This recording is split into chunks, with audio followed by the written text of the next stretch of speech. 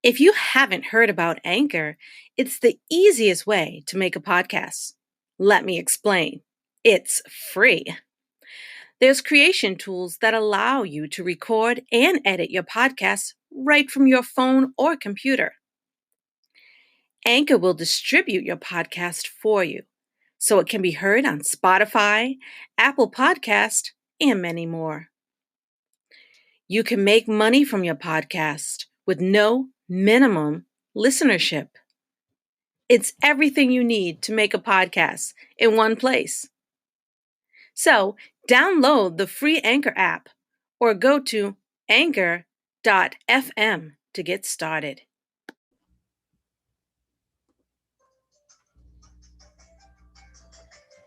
You're listening to It's All Good Magic, Mysticism, and Earth Medicine.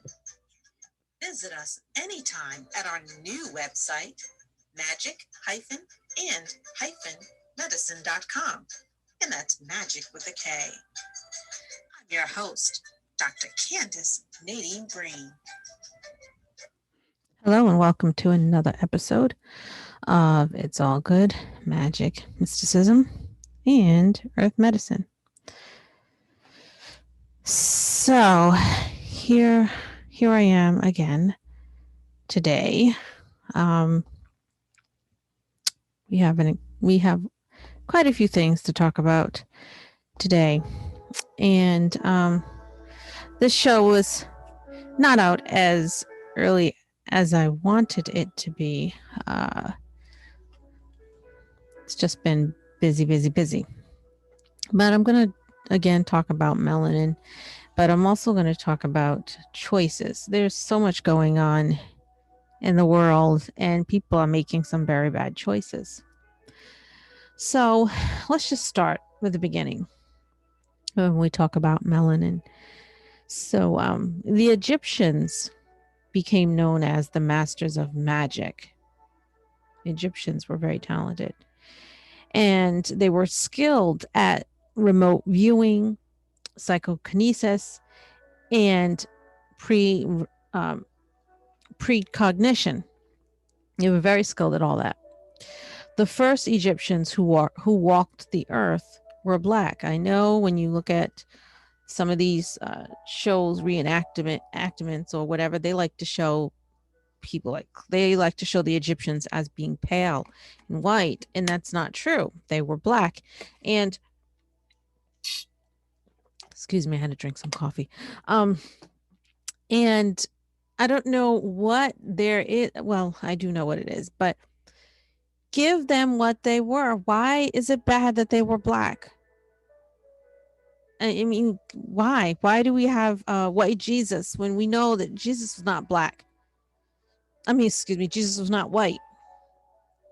All right, that's a whole different topic, though. In previous podcast, I touched upon the benefits of melanin, but I'm going to recap as a refresher. Melanin exists in the brain. Okay.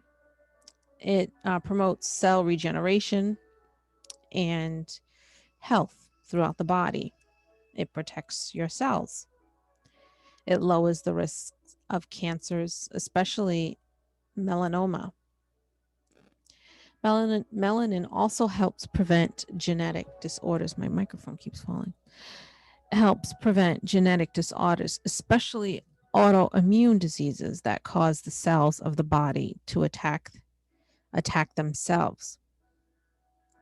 And melanin repairs damaged tissues and prevents and fights infections.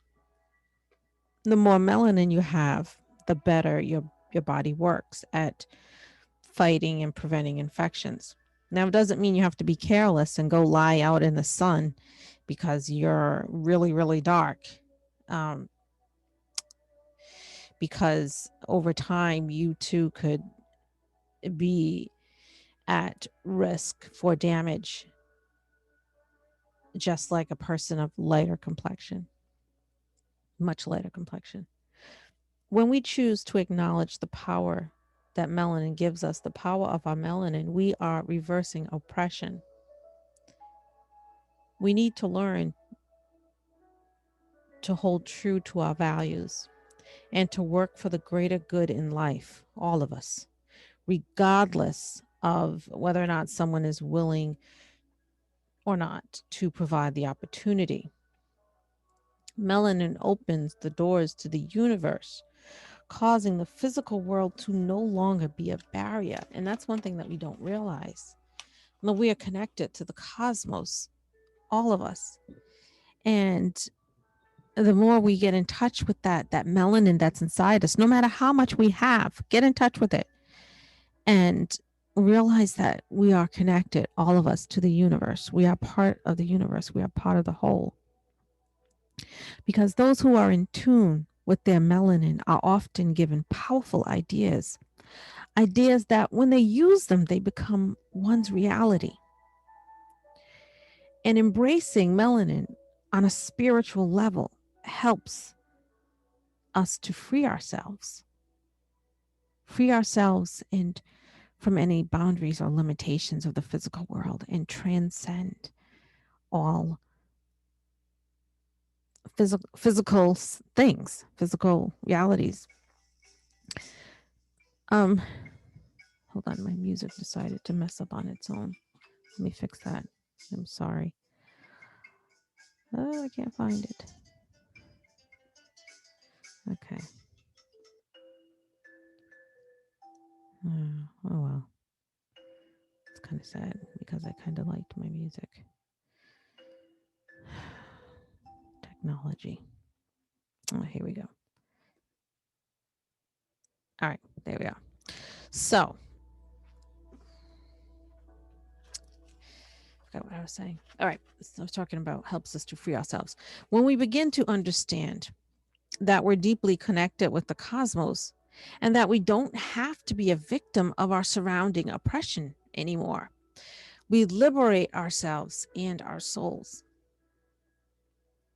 The dream world allows us to learn from our ancestors so that we can channel and create the powers of those descended from Africans who once walked the earth.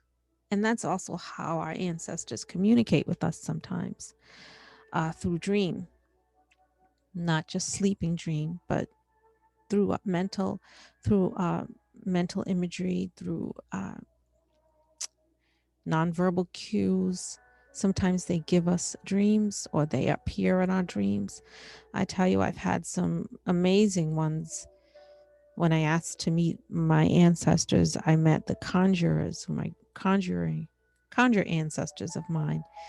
It was beautiful, a beautiful dream.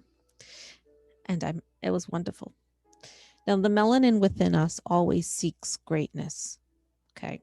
Always seeks greatness and is only held back by the limitations we put on it. So within the subconscious mind lies the wisdom of our ancestors. They speak to us. They are not just voices in our heads, they manifest in the ways that their energy allows. Now, why my microphone is still falling here. There we go. I'm going to talk a little bit about choices. Now, I've been bugging the ancestors a lot lately about some issues that have been going on in the world, in my neighborhood. This whole thing about, and it's easy to forget when you're in a oppressive situation, when you're being oppressed.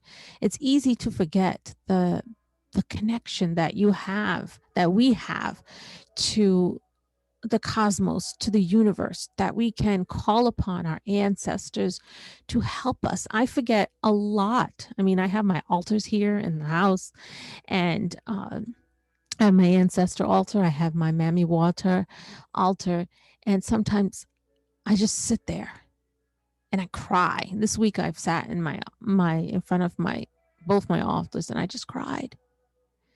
This week, my family and I had to file 2 police reports in the same week for this neighbor who just won't leave us alone. I'm not even going to get into the details of it. But the lies, the harassment, I can't even couldn't be in my own garden without this person harassing me from their window, blasting music right next to where I was on the other side of the fence that had some obscenities, some words I will not repeat, that were targeted, a playlist that was targeted to me. And, the police had to tell her to turn it off. Can't do that. And then she said, "You should be protecting me. They're the aggressors." What did we do? We're the most gentle people. We play in the garden. We're not. So to portray us like that and to say we lie and things, it's awful. And then I forget.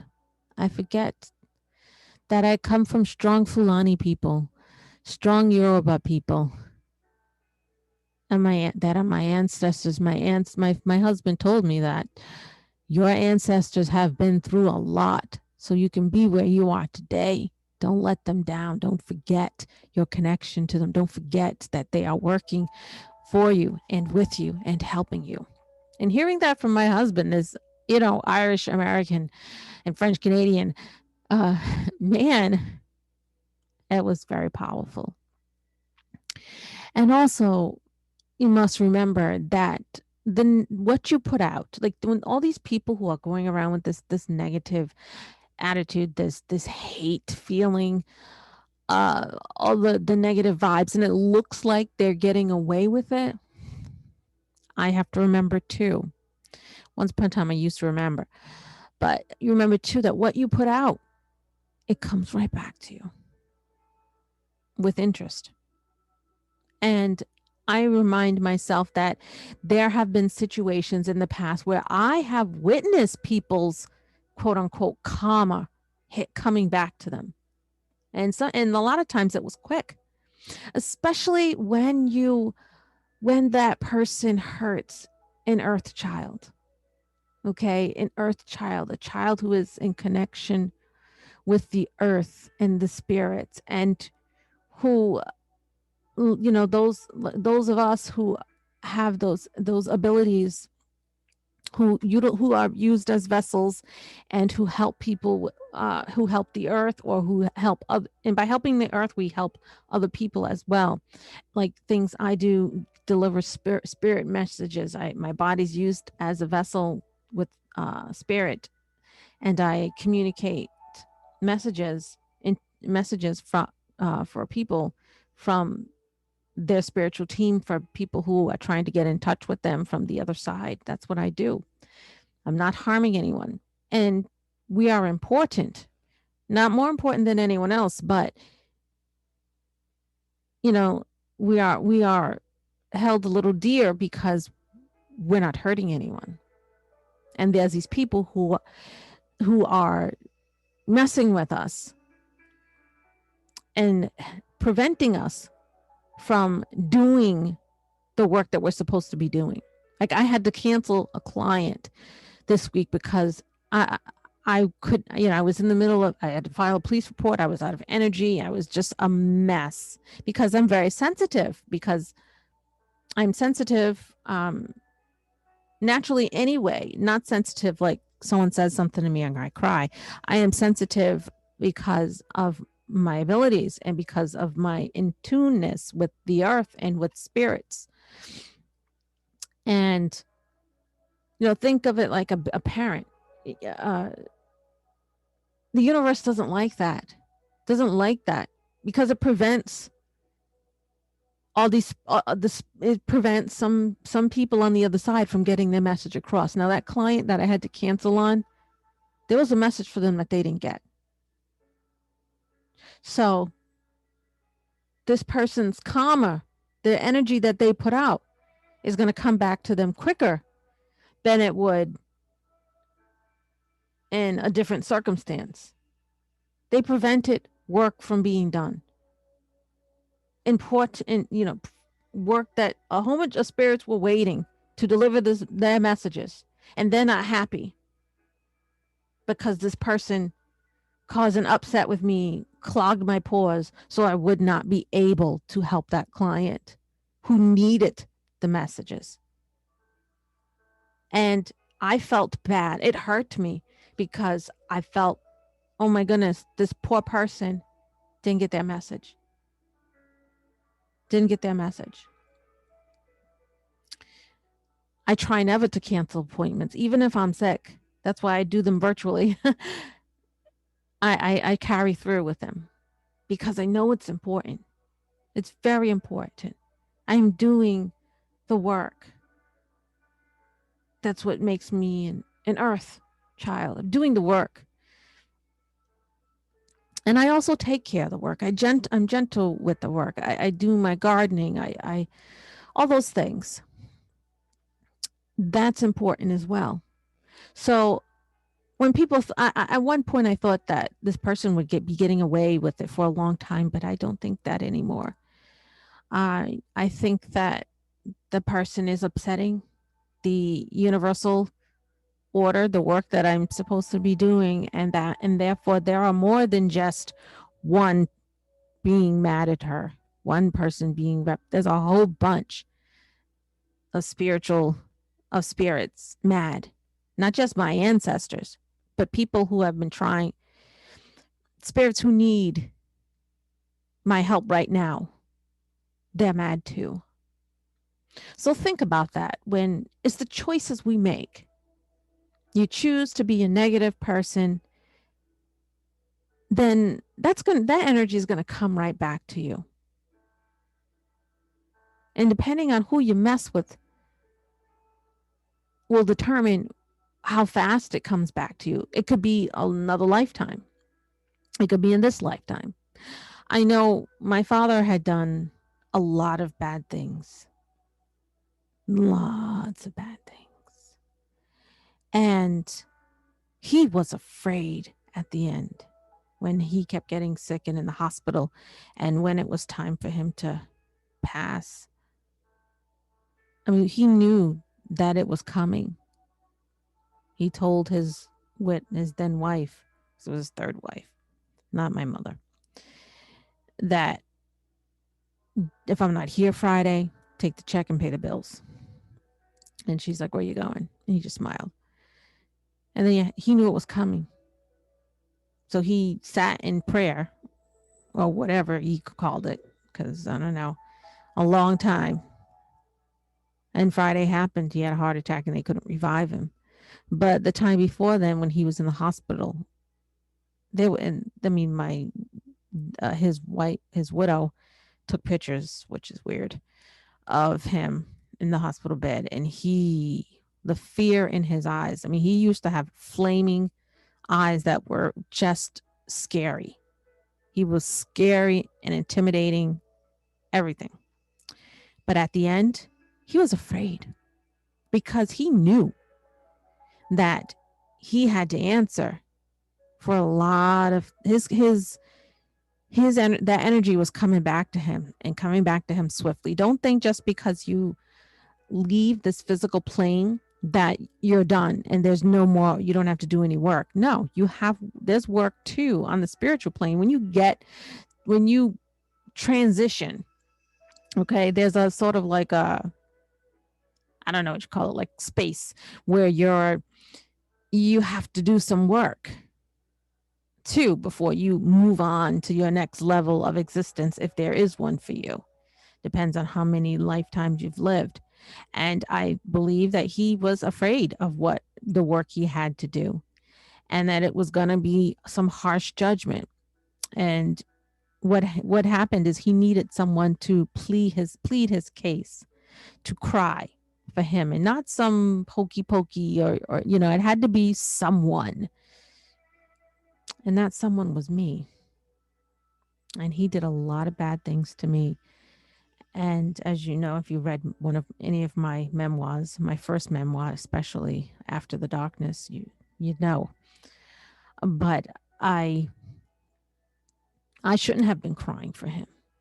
But I did. One night it just overcame me, and I cried for his soul, because I knew that he had been hurt when he was younger and he had to struggle, and he just never came to terms with it, and he engulfed all that anger and became so bitter and took it out and just hurt people because he was hurt. And I really cried. That's crazy, huh? But I did. And that helped him on the other side a little bit. Helped him because he had a lot coming. But sometimes the choices that we make are colored by the experiences that we endure, which is just, we don't always use common sense. Like all over the country. I mean, the George Floyd. I mean, how can someone just have their knee on someone and watch them die and not get up? People are shouting and screaming, "Get off him." That's anger. That's bitterness. My father used to say, which I believe is true, because he said, those who murder are haunted by the spirits of those they murdered. Because my father was, he killed people. And he was in jail once upon a time. And he was visited by a lot of demons, of his demons. But yeah, I don't think that he's just gonna be all right. I killed him. I'm going out in my life. Oh, no, no, no, no, no. It's not going to be like that. He's not going to share what happened. There will be visits. That officer, Chauvin, he will be visited by something, because he's not just, his punishment. You just don't get away. You don't get away from anything. Whatever energy you put out, it comes back. It's just a matter of time. So think about your choices. Think about that coming back to you. Think about everything you do before you do it, because it's coming back to you. If you're kind to someone, there's going to be kindness to you in your time of need. With interest, there'll be some overpouring of kindness. My family and I, during this horrible situation we've been enduring, the community has been so supportive. And we should have known that maybe someone would be supportive, because we're always trying to help other people and be kind to other people. And we tell our children to do the same thing. It's the choices you make. Just because you can't see it with your naked eye doesn't mean that it's not going to happen. That's the problem with a lot of us. We only see what's in front of us, black and white, the solidness in front of us, when there are parallel universes existing all the time together, happening together. We just can't see them because we're not in tune to them. There are many levels there are many dimensions, but we can't comprehend them. Not all of them. We have gotten away from being in tune with the cosmos, the universe. And that has hurt us. The nonsense that's going on, the hate all over the world. And this energy, I can feel the energy sometimes, not just in my own situation with the neighbor, but I feel the energy. And I know that, and it hurts. It makes me cry. But I can't take on all of that. I have to worry about my little world right here and try to be kind to others. I can go all day talking about choices we make and accessing within us the universal connection that we all have, but don't all acknowledge. We all have degrees of melanin within us that connects us to the cosmos, but we have to access it by opening ourselves to it, by looking within, by choosing to be good. You cannot access the cosmos if you're doing negative stuff. Just plain and simple. If you're putting out negative energy, you are not going to access the cosmos, the universal power that's within all of us, the connectedness, because the universe is love. It is not hate. It is not hate. That's why some people cannot access it. It's love. It's pure love, acceptance. That's what it is. And it's unification of everything. It's unity. It's where all atoms just vibrating at different speeds to create a physical form, but we merge, we come into contact with other atoms. And that's why you can feel other people's energy when you stand next to them, because our particles are bouncing off theirs and we can feel their energy. And we need to get in touch with that. We need to see that, to know that, in order to access. And when we do, we'll be less afraid. Sometimes I must remind myself of that, especially in this circumstance where I'm afraid sometimes to go in my garden because I know that there's going to be harassment from the other side of the fence. And my garden is my sanctuary, my beautiful place, and I feel that I have to sneak out early in the morning to work in it and to enjoy it, to hear the birds. But I know that that negative energy is not sustainable, and that I see it and I feel that it's turning around, and that my family and I won't be suffering much longer. Choices. Make good choices because it comes back to you. And that's all I have to talk about today. So again, think about the choices you make before you make them. Try to show love. Wouldn't you like love to come back to you? And if you sometimes you feel a negative feeling towards someone, hate, ask the spirits or whomever you pray to help you. And say you don't want that feeling. It's a yucky feeling. Please help you with it. I've done that plenty of times. So thank you for listening to another episode. Feel free to visit my website or drop me a line on the website. Talk to me, all that great stuff. Enjoy your day. Blessed be.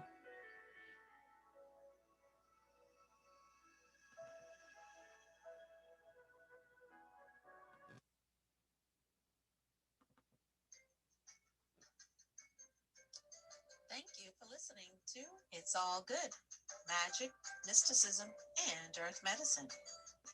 Check us out at magic-and-medicine.com. And that's magic with a K. Thanks for listening.